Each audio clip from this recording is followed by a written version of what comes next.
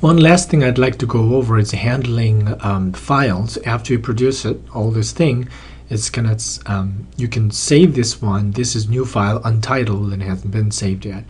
You can do two options. Personally, I don't like to have so many files in this in the folder, so rather than saving this one as a GIMP file, you can save it. You can actually export it to the picture file. So when you open up like this, you have an option of exporting as a usual standard picture file here. So you can choose whatever on JPG and GIF and TIF and PNG, those standard pixel file. Well, once you do that, you lose your layer information.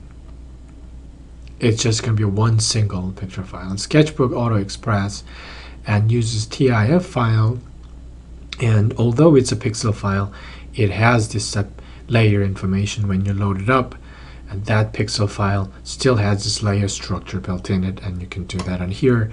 If you do save it as a pixel file, then it's going to lose, you're going to lose that pixel layer information.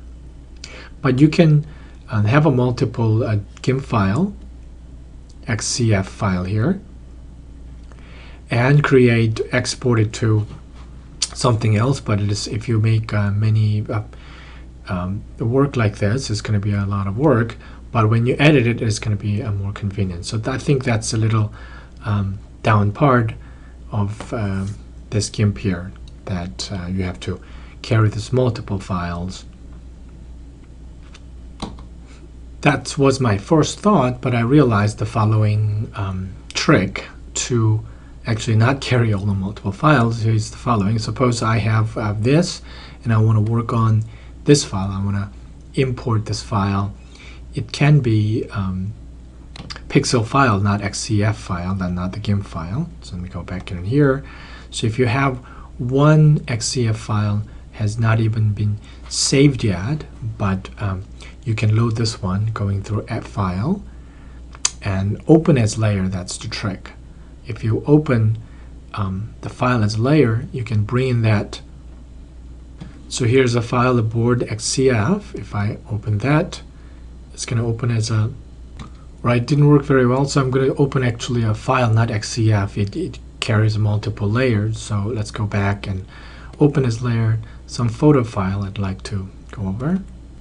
So it's some sample file I decided to open, so that's open it here. It opened as a layer, right? So you can see this dotted line. So I'm going to show you this window, the layer picture. So this was from earlier, so I'm going to erase it. So this was two things was original transparent layer and background.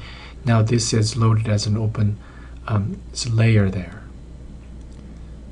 So you can see that arrow mark right next to my cursor. It means you can still, this stays as a layer, and you can move around this layer. Or you can merge these two layers into one thing by clicking on the layers and anchor. It's already anchored, sorry about that. So it's the two different layers. All right, so you can open up as layer, and if you don't want the earlier work that I just did, and you can just go ahead and delete this one, or hide this one, or delete it simply like this, and work with this as a main layers. Then you have two layers and naturally loaded into XCF file. You can still do the editing without deleting the background and something like that. So that's not much of a downside. You can use this trick to save everything as a photo file, a pixel file, and you can still work with the layers every time when you open as layer. I think this is going to be the last the function I'd like to go over with this GIMP thing. I don't know everything, but it is something useful, that importing things in here from the screenshot. So for example, if you want certain image and then you want to take a screenshot, and I use this screenshot, is wonderful open source software to get the screenshot. So I'm going to take the screenshot of just this part. So I got that part. So come over here and simply paste it in here.